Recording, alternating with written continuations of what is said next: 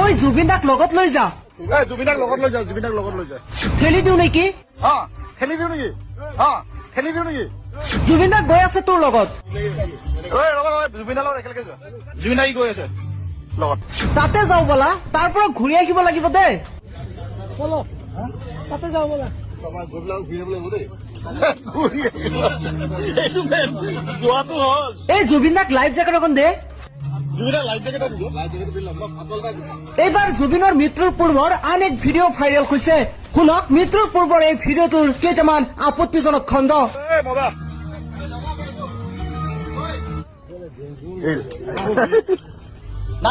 জুবিনাক লগত লৈ যা, জুবিনাক লগত লৈ যা।